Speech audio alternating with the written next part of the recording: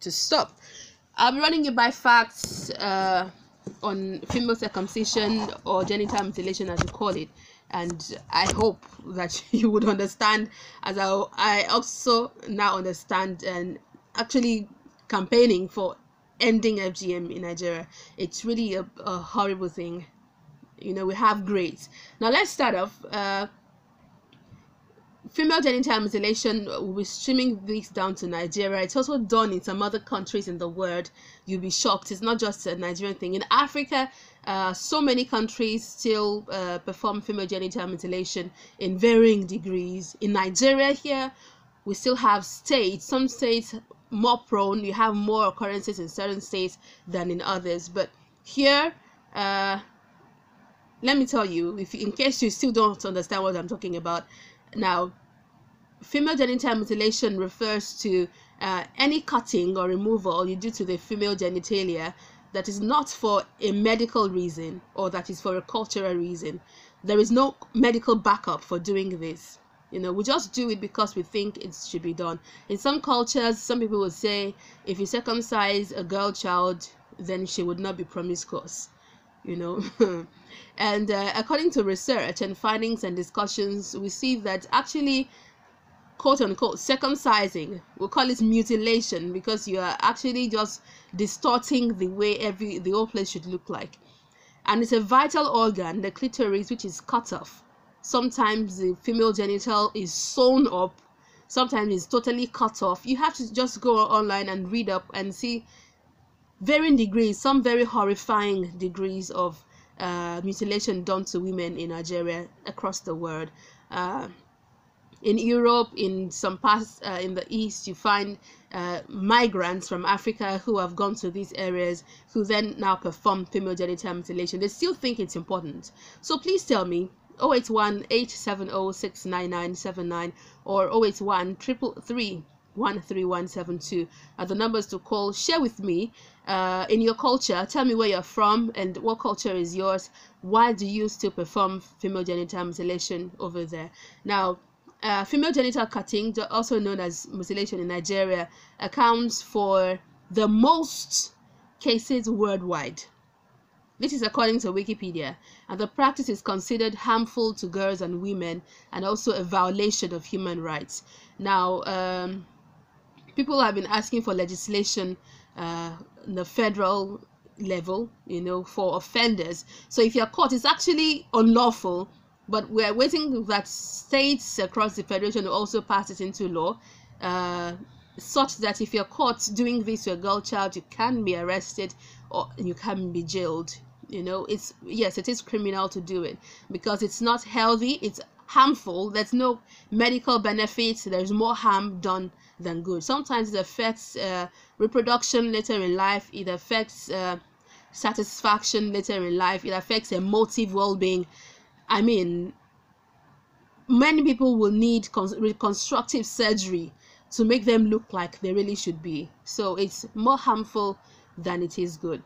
Nationally, 27% of Nigerian women between the ages of 15 and 47 are survivors of FGM.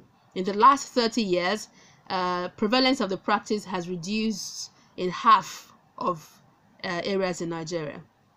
In May 2015, former President Goodluck Jonathan signed a federal law banning FGM. Yes, I told you that. Now, opponents of the practice cite this move as an important step forward in Africa, as Nigeria is the most populous country and has set an important precedent.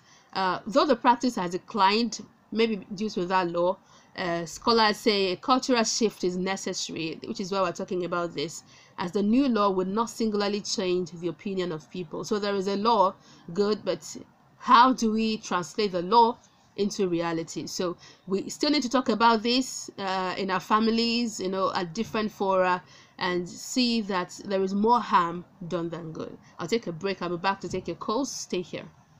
Relations going on include Benin, Burkina Faso, Cameroon, Central African Republic, Chad, Ivory Coast, Democratic Republic of Congo, Eritrea, Ethiopia, Gambia, Ghana, Guinea-Bissau, Kenya, Liberia, Mali, Mauritania, I mean, you can see how many we still have.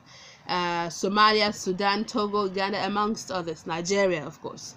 In Asia, you have countries like India, Indonesia, Malaysia, Pakistan, and Sri Lanka.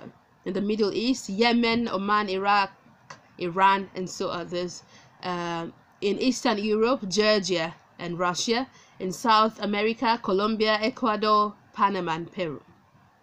So, in many Western countries, including Australia, Canada, and the others, FGM is practiced among diaspora populations from places where it is common. So, if you have someone from Liberia or from Mali, for instance, move into Europe, into South America, they form a community because they think it's important to do this. Many people actually feel they're doing the girl a favor by cutting her, by mutilating her, by circumcision. There's actually no something called circumcision for females, it's for males, but let's just go by that word. And the reasons vary. Some say it controls the female sexuality, so that in Africa they tell you so that a girl does not become promiscuous. In different cultures, they also believe that the procedure curbs a woman's sexual urges, thereby increasing the likelihood of them remaining virgins until they are married. So you see, they're trying to make sure that a girl remains a virgin until she's married, and so she's not promiscuous, she doesn't have huge sexual desires. There's also religion. FGM is practiced within both Muslim and Christian communities, as well as by followers of some indigenous religions, although neither Islam nor Christianity endorses it. Right? Religion doctrine is often used to justify it. In Islam, for instance, people will quote that there's a hadith. I'm still trying to understand that, but it's actually not clearly stated in either the Quran or in the Bible that you circumcise a female.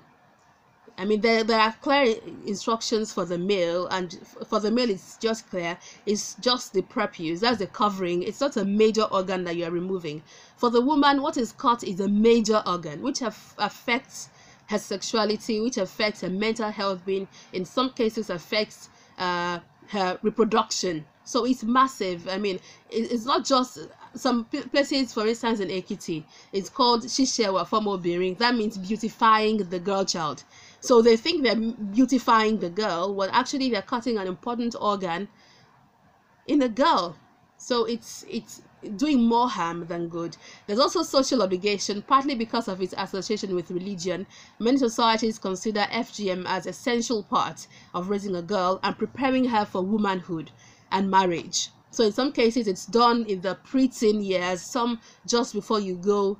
I mean, it's the rite of passage, quote unquote, for a woman into womanhood, with its direct link to beliefs about premarital virginity and marital fidelity.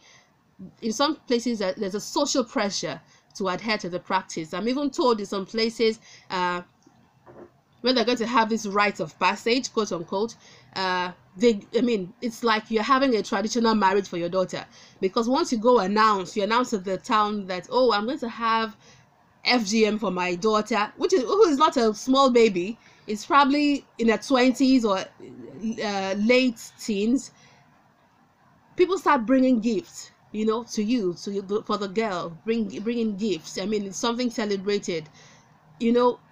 By the way, you're causing a lot of harm for the girl. She will be having issues later on in life. Many people suffer in their marriages silently without talking. Well, FGM was a cause of their issues. When you see your doctor, it would expatiate to you. You understand that so many wrongs have been done, in fact, and so many varying degrees. Some people tell you they don't even cut it anymore. They just try to numb that part. For what purpose? Why do you have to do that? You know?